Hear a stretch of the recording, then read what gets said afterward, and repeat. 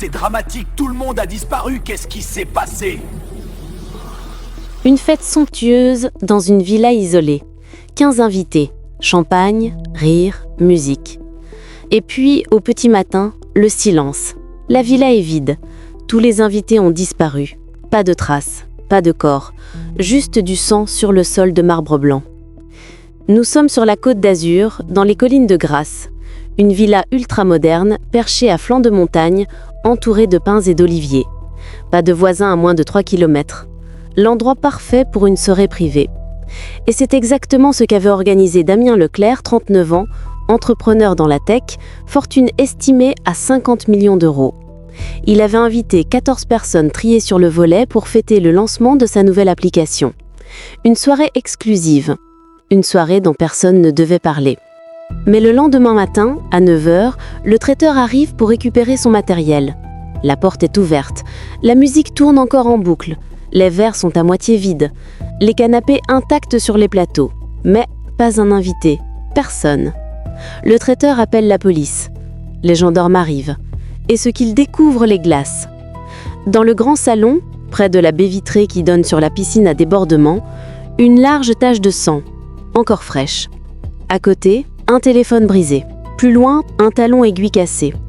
Dans la cuisine, des traces de lutte, une chaise renversée, un verre de vin éclaté contre le mur. Dehors, près de la piscine, d'autres traces de sang. Mais toujours aucun corps, aucune victime. Juste ces 15 personnes qui se sont volatilisées dans la nuit. Le commandant Blanchard, de la brigade criminelle, prend l'affaire en main. Il dresse la liste des invités. 15 noms, 15 vies, 15 secrets. Et très vite, il comprend que cette soirée n'était pas ce qu'elle semblait être. Parmi les invités, il y a d'abord Chloé Rivière, 32 ans, ancienne associée de Damien. Ils ont créé ensemble leur première start-up il y a 10 ans. Mais 3 ans plus tard, Damien l'a évincée. Il a racheté ses parts pour presque rien, en profitant d'une clause du contrat qu'elle n'avait pas bien lue. Chloé s'est retrouvée sans rien, alors que l'entreprise valait des millions. Elle a essayé de le poursuivre en justice. Elle a perdu. Depuis, elle le haïssait. Mais elle était présente à cette soirée. Pourquoi ? Pour le confronter ? Pour se venger ? Ensuite, il y a Maxime Ortega, 43 ans, journaliste d'investigation. Il enquêtait sur Damien depuis des mois. Il avait découvert des choses, des malversations financières, de la fraude fiscale, des liens avec des sociétés offshore.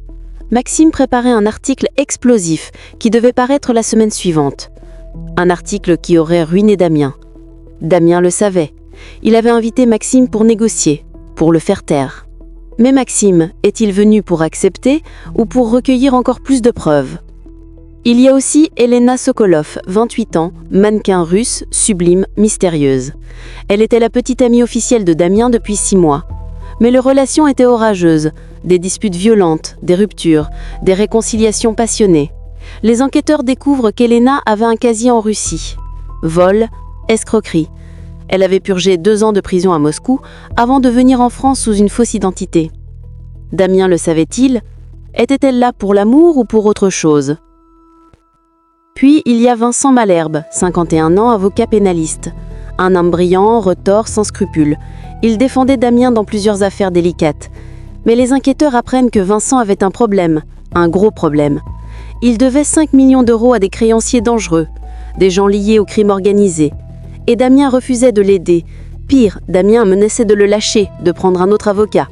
Vincent était au bord du gouffre. Cette soirée était peut-être sa dernière chance de convaincre Damien, ou de le faire chanter. Et puis il y a Léonie Cartier, 36 ans, ancienne compagne de Damien. Ils ont été ensemble pendant 7 ans, une relation toxique, possessive. Damien l'a quittée brutalement pour Elena. Léonie n'a jamais digéré. Elle harcelait Elena sur les réseaux sociaux. Elle envoyait des messages de menaces à Damien.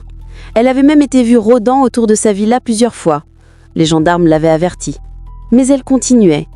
Et là, elle était invitée à cette soirée. Encore une fois, pourquoi ? Damien voulait-il la narguer ? Ou Léonie s'était-elle invitée elle-même ? Il y a aussi Thomas Duroc, 35 ans, ami d'enfance de Damien. Ils se connaissent depuis le collège. Inséparables pendant des années. Mais quelque chose s'était brisé entre eux.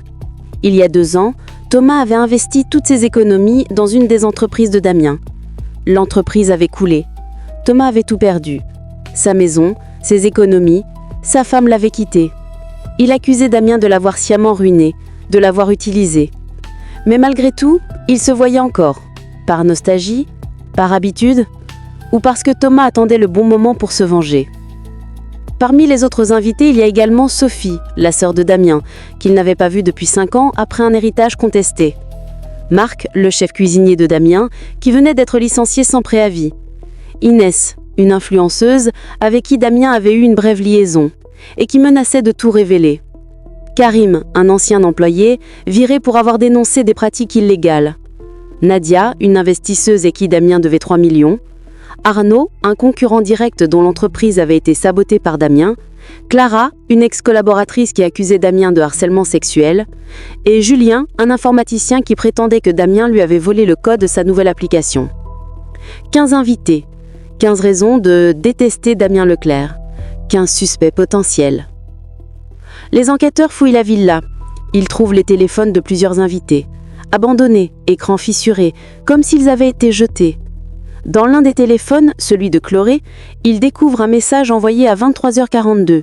« Il faut qu'on parle, tous, maintenant, dans le salon. » Le message a été envoyé à tous les autres invités.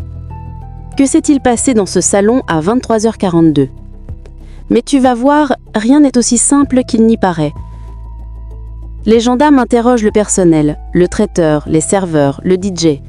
Tous racontent la même chose. La soirée a commencé normalement vers 8h, les invités arrivaient les uns après les autres, l'ambiance était tendue, étrange, peu de conversation, des regards froids, des sourires forcés. Vers 22h, le personnel a été remercié. Damien voulait que la suite de la soirée reste privée. Seuls les invités et lui. Le personnel est parti. Personne n'a rien vu après. Les enquêteurs examinent les caméras de surveillance. Il y en a 6 autour de la propriété. Mais toutes ont été désactivées à 22h15. Quelqu'un connaissait le système. Quelqu'un savait comment les couper. Les analyses du sang révèlent qu'il appartient à 3 personnes différentes, 3 groupes sanguins distincts. Mais impossible de savoir à qui sans échantillon ADN des disparus. Les enquêteurs contactent les familles.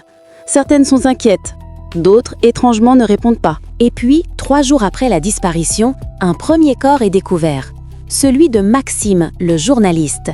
Il est retrouvé dans une casse automobile à 30 km de la villa, étranglé, les mains attachées dans le dos. Les enquêteurs examinent son corps. Il porte des traces de lutte, des ecchymoses, des coupures, comme s'il avait été battu avant d'être tué. Dans sa poche, un papier plié, un papier avec une liste de noms, les noms des 15 invités, et à côté de chaque nom, un chiffre, des sommes d'argent, des dettes. Maxime avait découvert quelque chose que quelqu'un ne voulait pas qu'il révèle.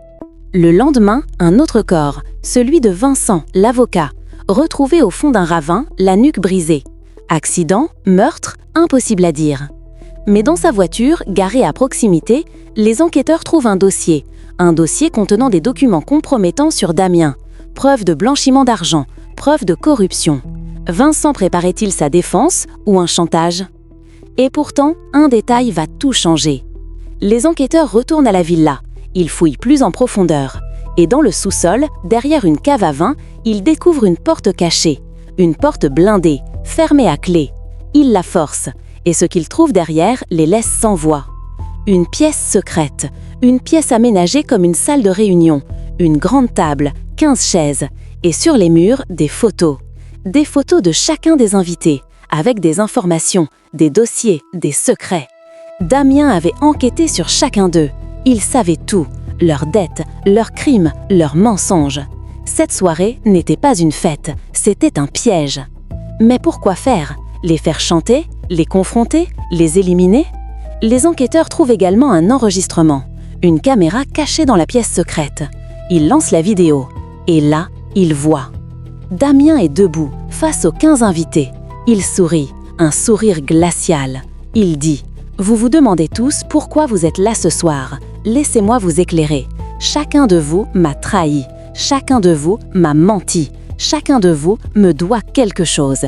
Et ce soir, vous allez payer. » Les invités se regardent, stupéfaits. Certains se lèvent, d'autres crient. Et puis, soudain, les lumières s'éteignent. Quand elles se rallument, Damien est à terre. Du sang coule de sa tempe. Quelqu'un l'a frappé. La vidéo s'arrête là, coupée brutalement. Les enquêteurs sont sous le choc. Damien n'a pas disparu avec les autres. Damien a été attaqué. Et les invités ont peut-être fui, ou peut-être qu'ils ont tous décidé de le tuer ensemble. Un indice oublié pourrait bien tout révéler. Les gendarmes analysent le sang trouvé dans le salon. 3 ADN différents. Ils les comparent avec les corps retrouvés. Maxime, Vincent et le troisième, celui de Damien. Damien est blessé, peut-être mort, mais où est son corps? Les recherches s'intensifient. Les chiens renifleurs fouillent les collines. Les plongeurs explorent les ravins. Et puis, une semaine après la disparition, une découverte macabre. Un puits abandonné, à 2 km de la villa. Au fond, des corps, beaucoup de corps. Les gendarmes descendent. Ils remontent 11 cadavres, 11 des 15 invités. Tous tués de manière différente. Certains étranglés, d'autres poignardés, d'autres encore noyés. Un massacre, un carnage organisé. Mais 4 manquent toujours. Chloé, Elena, Thomas et Damien. Les enquêteurs comprennent. Cette soirée était une mise en scène, une chasse à l'homme. Damien avait tout planifié. Il voulait se venger de ceux qui l'avaient trahi. Il les a attirés, il les a piégés, il les a tués, un par un. Mais quelque chose a mal tourné. Quelqu'un a résisté, quelqu'un l'a frappé. Et peut-être que les survivants se sont alliés pour s'échapper ou pour finir le travail. 3 semaines plus tard, Elena est retrouvée vivante, en Italie, cachée dans un couvent. Elle refuse de parler, elle tremble, elle pleure, mais elle finit par avouer. Elle dit que Damien était fou, qu'il avait tout organisé, qu'il les avait enfermés dans la villa, qu'il avait commencé à les tuer un par un, que certains ont essayé de se défendre, que le chaos s'est installé, qu'elle a réussi à s'enfuir par une fenêtre, qu'elle ne sait pas ce qui est arrivé aux autres. Mais les enquêteurs ne la croient pas entièrement, parce que sur ses vêtements, ils trouvent du sang, le sang de 3 victimes différentes. Elena n'a pas seulement fui, elle a tué, peut-être en légitime défense, peut-être pas. Et puis, coup de théâtre final. 1 mois après la disparition, un paquet arrive au commissariat. À l'intérieur, un téléphone, le téléphone de Damien, et un message vidéo enregistré la nuit de la soirée. Damien apparaît à l'écran, visage ensanglant, sourire démentiel. Il dit « Si vous voyez cette vidéo, c'est que je suis mort. Ou peut-être pas. Peut-être que je suis simplement disparu. Peut-être que je vous observe. Peut-être que cette soirée n'était que le début. Parce que la vérité, c'est que nous méritons tous de payer. Eux, moi, vous, tous. » La vidéo s'arrête. Les enquêteurs sont perdus. Damien est-il mort? Est-il en fuite? A-t-il orchestré sa propre disparition? Et Chloé et Thomas, sont-ils morts? Sont-ils complices? Sont-ils les prochaines victimes? Alors voilà où on en est. Une villa maudite, 15 invités, 11 cadavres, 4 disparus, un massacre planifié, une vengeance devenue folie meurtrière, et une question qui reste sans réponse. Qui a vraiment tué qui cette nuit-là? Est-ce Damien, l'organisateur psychopathe qui voulait se venger? Elena, la survivante au passé criminel? Thomas, l'ami trahi qui attendait son heure? Chloé, l'associé évincé qui avait toutes les raisons de haïr? Ou peut-être que tous ont tué, que chacun a plongé dans la violence, que cette soirée était une descente aux enfers collective où personne n'est sorti innocent. Et toi, d'après les indices, qui penses-tu être le coupable? Dis-le en commentaire.